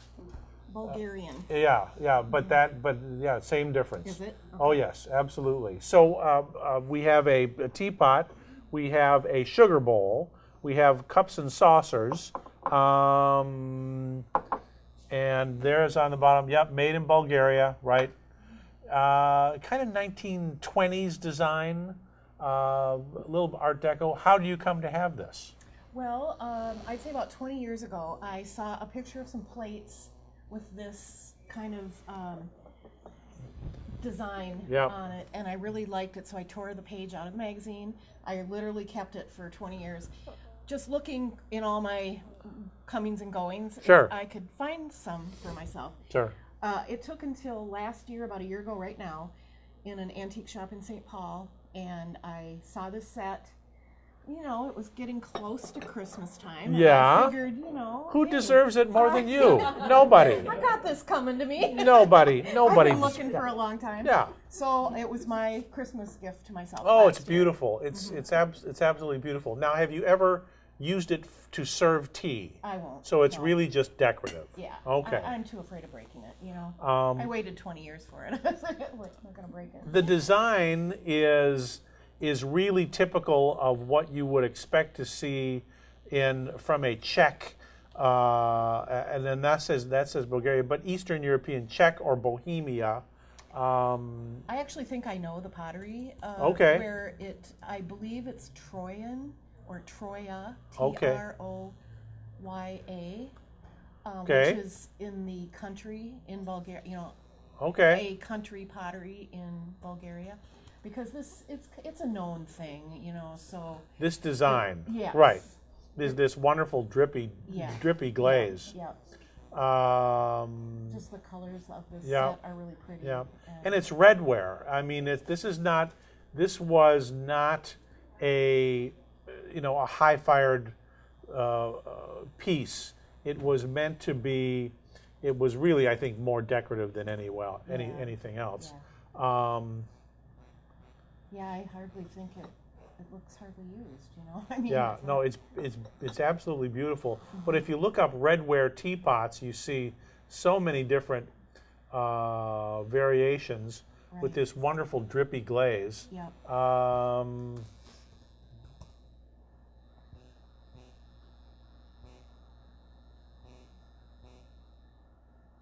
No, that's kind of a Bennington design. It's almost a squeeze bag, what they call a squeeze bag design, because the glaze is applied so heavily. So you saw it in the antique shop and you had to have it. I did. And you reached into your wallet and you pulled out how much money to buy it? $65. $65. I think that was a very fair price. Again, these gorgeous pieces usually are not meant to be, you know, to stand up to regular heavy ware. Once in a great while, you can use them to serve tea, I would think. But it's just this fabulous, kind of like what they call a pulled feather design. Oh yeah, it's just absolutely wonderful. I like how right opposite the handle, there's one that's pulled down further. Did you see that? Although it's kind of irregular. Yeah. It's kind of irregular. Yeah, Yeah, wonderful. there's yeah, one. right.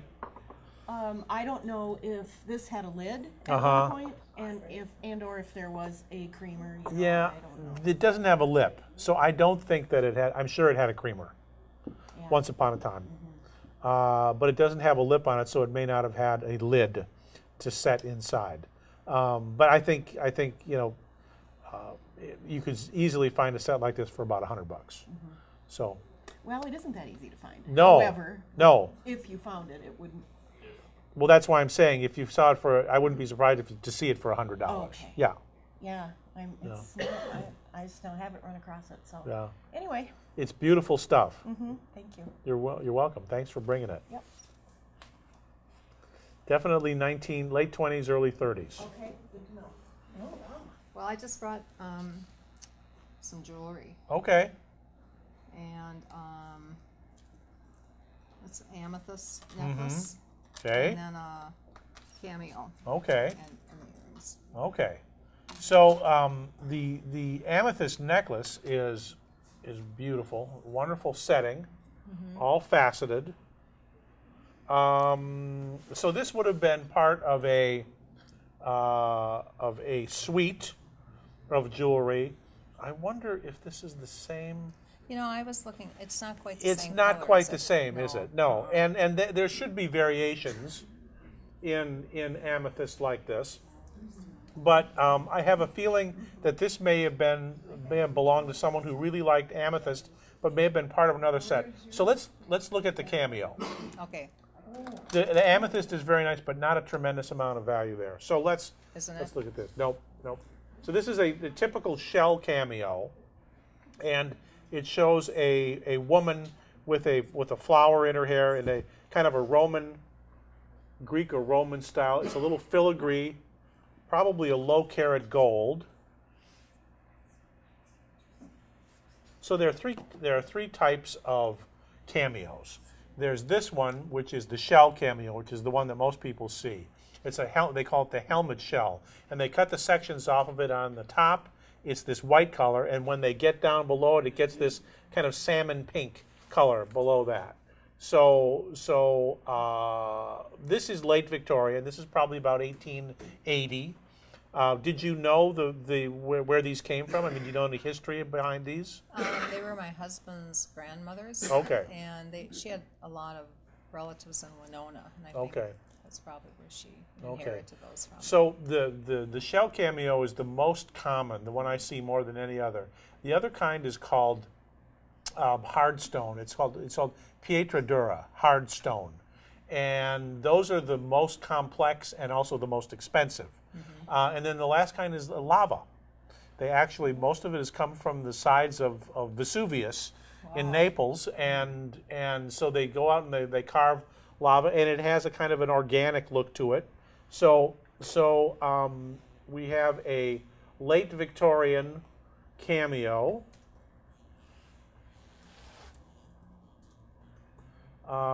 With a filigree mount. Now sometimes these can be worn as a brooch or as a pendant. This one doesn't have the little holder at the top that you would have been able to mount it as a pendant. Here's a really pretty one. And again, this was 2013, but if you look at the woman in kind of a classical dress with a little filigree around the outside. Now this was sold as part of a lot with a really fabulous aesthetic movement locket, a little cultured pearls brooch, a pocket watch, and I don't know what that is. It looks like an Art Nouveau stick pin. It is a little stick pin. And this whole set sold for $500. Of that, I think probably the aesthetic movement brooch and or locket and the pocket watch were probably, at least a couple hundred, maybe another 150 here, 350. At most, I would say probably $125 for the cameo, which is still, in the world of cameos, is still a pretty good price. Let's take the filigree off.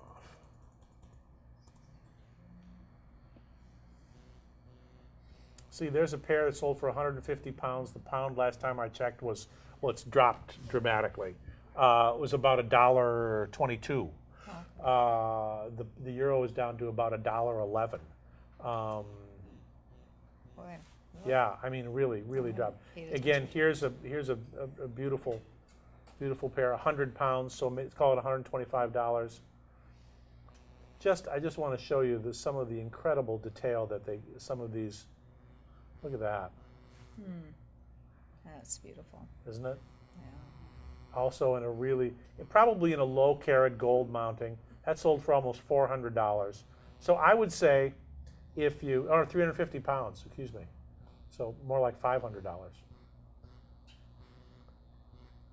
But the classical, the woman with the flowers in her hair, that's probably the most common. It's not the prettiest cameo I've ever seen. No. It's no. I mean, here's one. Something I wouldn't have picked out. Right, late Victorian shell cameo, sold for $60 or almost $100. So. Well, It's anyway, beautiful. so this isn't the amethyst. I can wear it and not worry about it. You can absolutely wear it and not, Okay. because this is probably carved, but these are all just glass. Oh, they are? Right. Yep. Do They're you all think just. that is real amethyst? I think that is a real amethyst, but the necklace itself, the strand Is those just are glass. beads. Yep. Okay, well that's good to know. Thank you so much. Thank you for Appreciate coming. it. You bet. Oh my.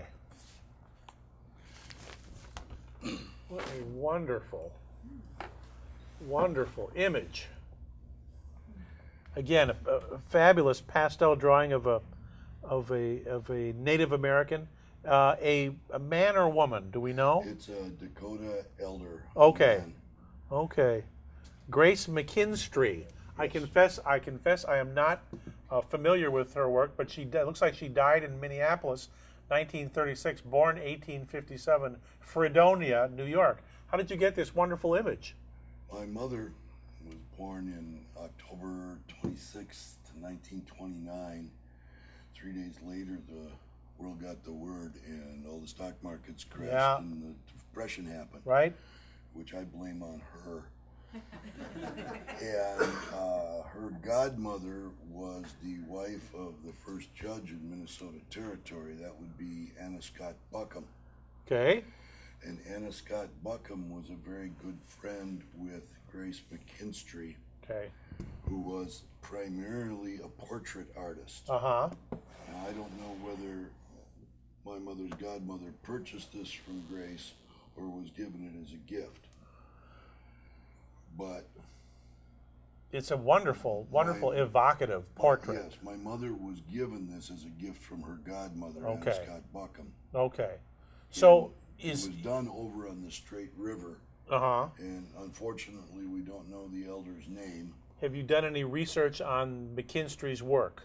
As I said, McKinstry was a fairly well-known portrait artist. She made her living doing portraits of debutantes and young couples at their weddings and so on, and the old people doing these portraits. Uh-huh. But very rarely she would deviate from that and do something like this or a landscape or something else. So her work other than portraiture is very rare. And this being with a Native American subject, where we can identify based on the provenance that I have and Right. the history, was done over on the Straight River. We know he's a Dakota elder, but as I said, we don't know his clan or his family Right. or his name. In this database, there are three auction records for McKinstry's work. Mm-hmm. And one of them is of an Indian. Really? Yes, Indian with a red headband, measures 14 by 12, so a very comparable size. No, it's an oil on board. Wow, 20 years ago, March 2nd, 1996 to be exact, it sold for $437. Now, that's just one database. There's another portrait here of a woman, 500. That was in 2001, and another portrait, 550. So her work is recognized. But I want to check this other database to see if there is more. Are there more values for her work here? So hold on just a minute.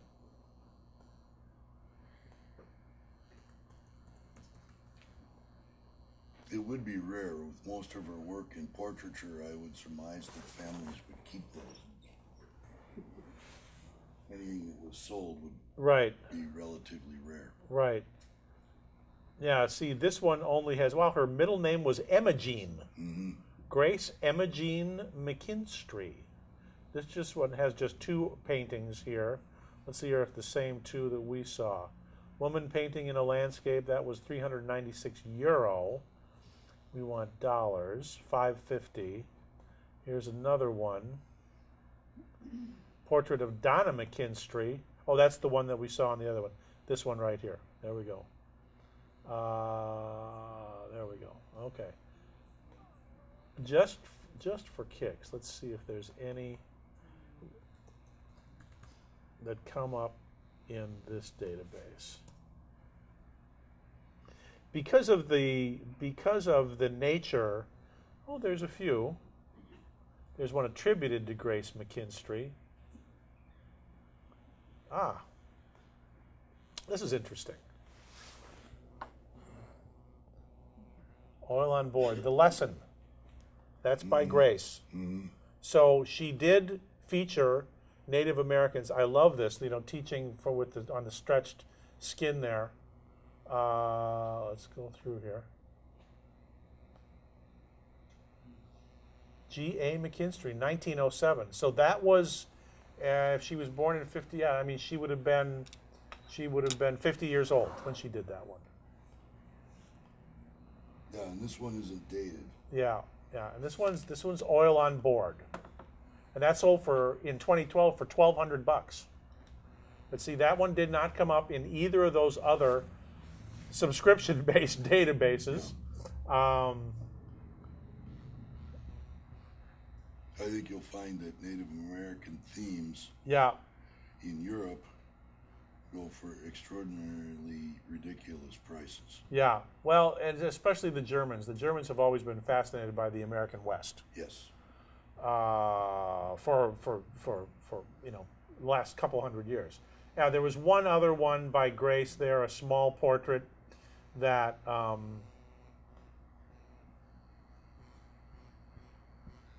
this one right here sold at Christie's for $750. There we go, tiny little thing. Yeah, that's the work that she's most known 10 by for. 7. Yeah, so I mean, I think probably, I would say $700 or $800 for yours. I suspect with the right buyer we could get 3 times that, particularly if I took it to Europe. Oh, you don't have to take it to Europe. You know, there's the internet has broken down all those barriers. I understand. Yeah. But no, I think it's not for sale. Right. It's the story for the family is most important. Yep. And my grandchildren will get it. Good. Thanks for bringing Thank it. you. Okay. My old Bible is getting Shedding. dirty. Yeah. Yes. That tends to happen. So, an old German Bible. Norwegian. Okay. Old Norwegian Bible. Yep. From 1857. Yep. And Marguerite Pedersen. And I'm not even sure if I'm saying that right. Okay. But on the Fossum family tree. There it is. Marguerite is here. Uh-huh. And then my grandfather is John Fossum. Okay. And I'm actually listed right there. There you go. And so I've got a whole box of Bibles. Sure. Different family names are written in them. 1857 really is that would have been, you know, the prime time when the, you know, thousands of immigrants were coming to this country. But it's not a particularly old Bible. Some of the Bibles I see are from the 15th and 16th centuries. Oh wow! And the Bibles that bring the most money today have what are called illuminated pages. An illuminated page has been hand decorated with colors. Okay. Usually it's on a material called vellum, which is an animal skin. It lasts forever. So are there any engravings in this book? Do you know? Pictures? Okay. Okay. Not that I've remembered. I want to show you what an illuminated Bible page looks like. And it's not just the Bible. You also find illuminated pages in the Torah, also in the Quran. Ooh, okay. So here is a single manuscript page from a Flemish Bible. And as you can see, all this decoration up here, top to bottom, with the large capital initials. And this is on vellum, on animal skin. It will last forever. That's the page sold in 2008 for $3,000 for one page.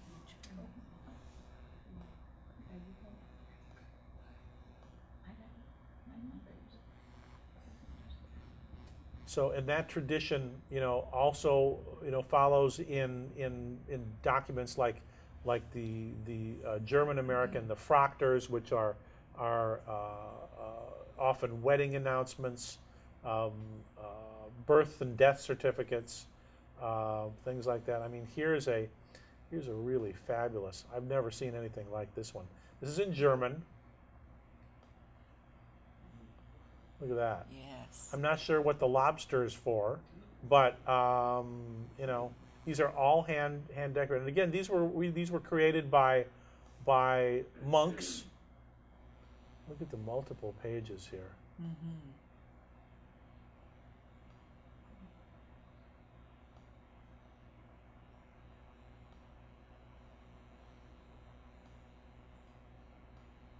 Wow.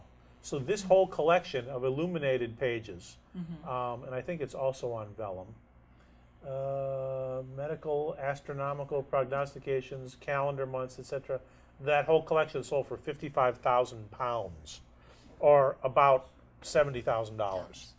So it's a wonderful old book, and I'm so glad that you have your family history there. But today, sentimental value only. Yeah. Or coming up at Thanksgiving, you know, if a little child needs to sit up a little higher, that would be a great, you know, and very personal way to do that. Okay. All right. Okay. Well, thank you very You're welcome. much. Okay. You bet. I'm detecting a theme here. We're cleaning out our attic. Oh my.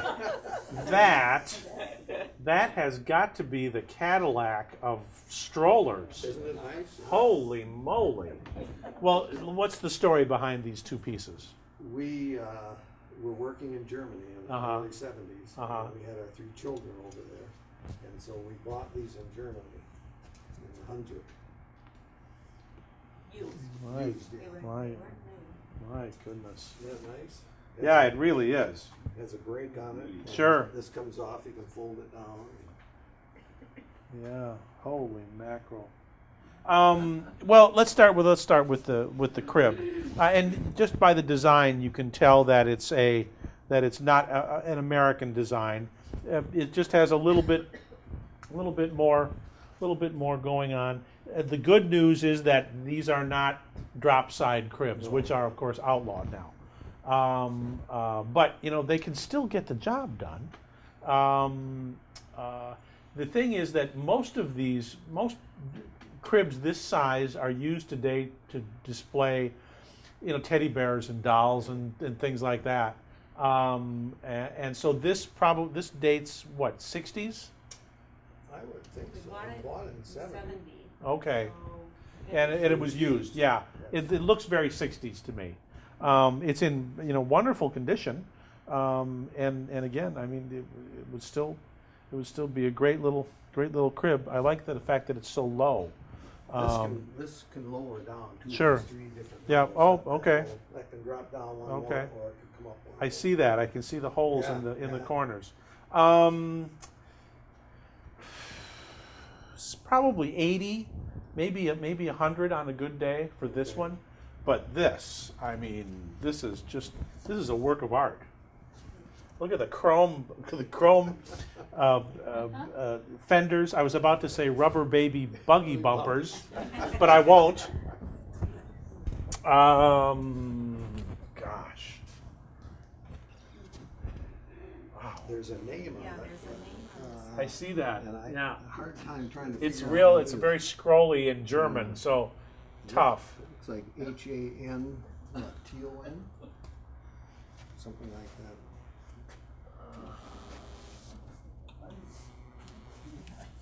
But it has.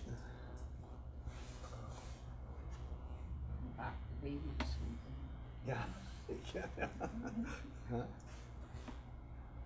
You know, I mean, here to compare. Here is a. This was used as a movie prop in the movie Big Eyes by the actress Amy Adams, which is the story of Bill Keane, who took all the credit for his wife's pictures of the big-eyed children. And in fact, she was the one who did it. But now look at this one, 1970s Perigo chrome stroller. See, very close. Very close. $30. Isn't that sad? $30. Yeah. Yeah. No, I wouldn't either.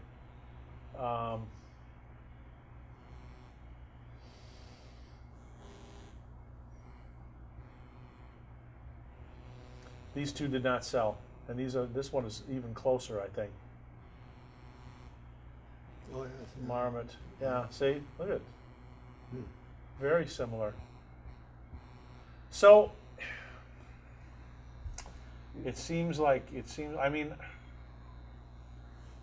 if these are things that you want to sell, and you know, someone comes up to you and you're having a garage sale, and you roll this out into the garage, I wouldn't price it less than $150, and that'll give you some room to maneuver.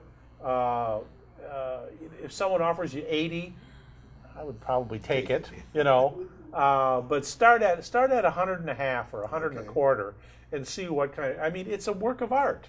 It's just absolutely gorgeous. Yeah, it's in good shape, so if anybody gets it, it's ready for use. Yeah. I won't need it anymore. Well, good. Good.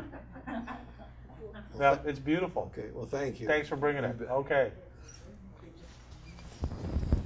Okay. I found it in our attic Okay. when I was a girl. So this is just after the crucifixion, correct? I believe so. Yeah. It's of course it's a very dramatic scene, and it's one that's been reproduced many, many times. It's had a hard life. It has. Yeah. That's why I put it in this frame. Yeah, because I want to preserve it. And two things. One, the condition is tough.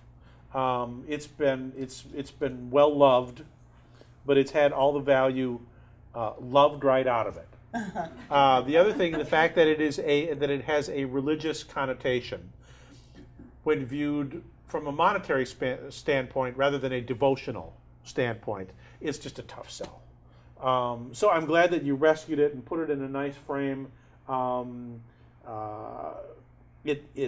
Because of the condition, because it has such significant damage. Just devotional value only, sentimental only. Correct. No monetary value. Correct. Okay. Thank you very You bet. much. This, two things. This Okay. one is from my husband's mother, and it's dated on the back. Mm-hmm. Thank you. Very nice.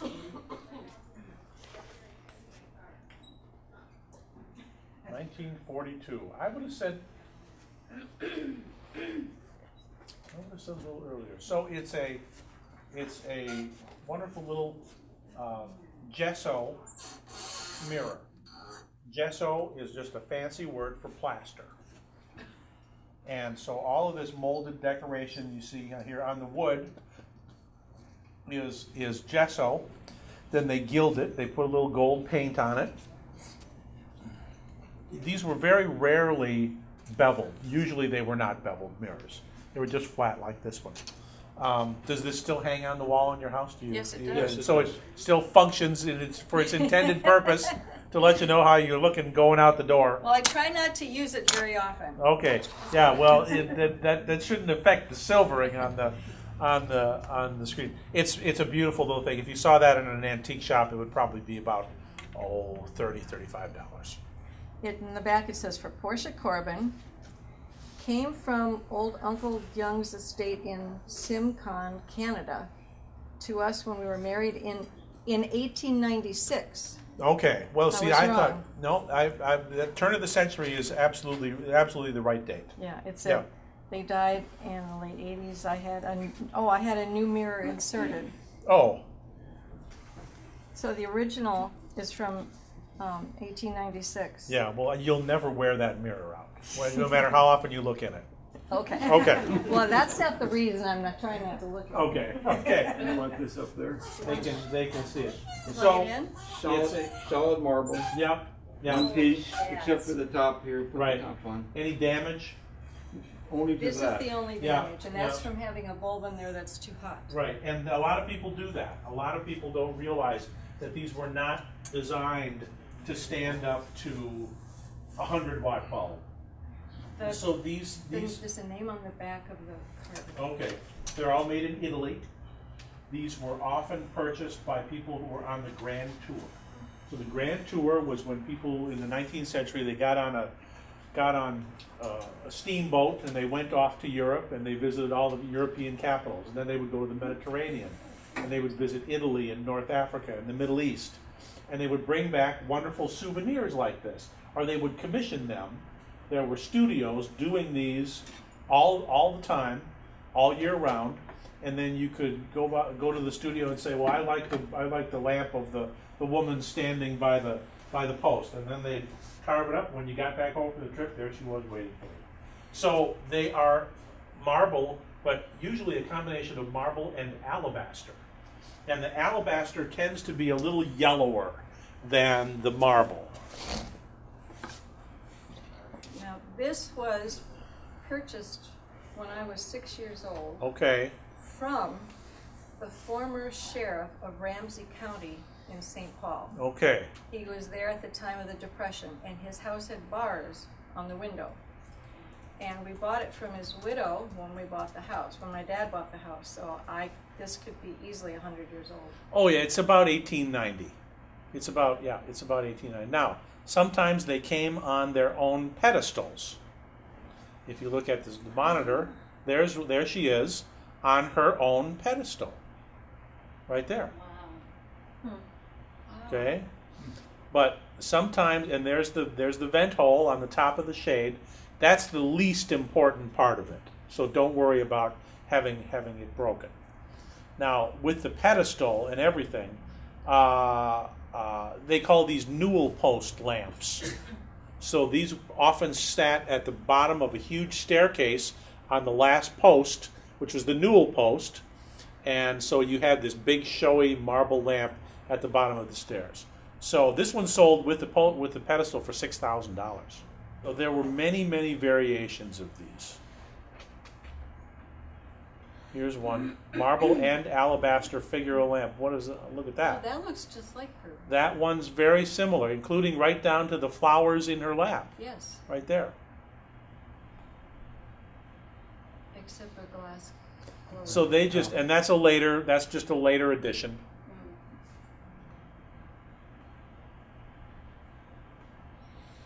How tall is she? 34.5 inches. Well, you know. Now she sold in 2013 for $750.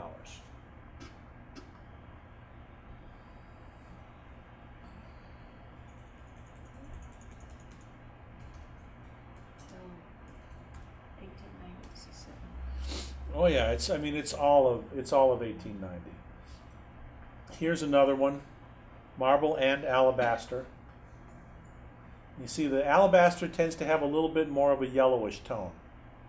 But there's the big. So the alabaster is the rock she's sitting on. I think so. And her. And this is the marble. It's a mix. It's a mix of two different stones. Because as far as I know, Yeah. this is one piece. Right. Up through here. So Right. there's 1, 2, 3, 4, 5, 6 Yep. pieces. Yep. So let's look at one more. So some of them have multiple figures, as you can see here. For instance, these are almost caryatids, which are human figures that then become architectural supports. That sold for $850.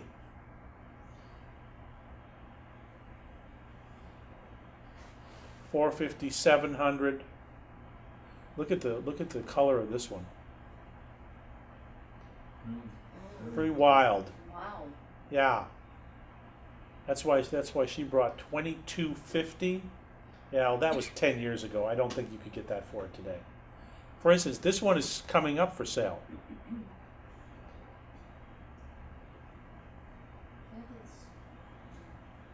So even with the damage to the top, I think that's the name that's on the back. Enrico. the Castellucci, Enrico Castellucci, late 19th, early 20th century. That would coincide with the Grand Tour. Yeah. Yeah. So again, this website, liveauctioneers.com, is a free website. Anyone can use it. You just have to register to get to the values. But that one that we were just looking at, that's going to be offered for sale in 10 days by John Moran Auctioneers, no relation. He's in Pasadena, California.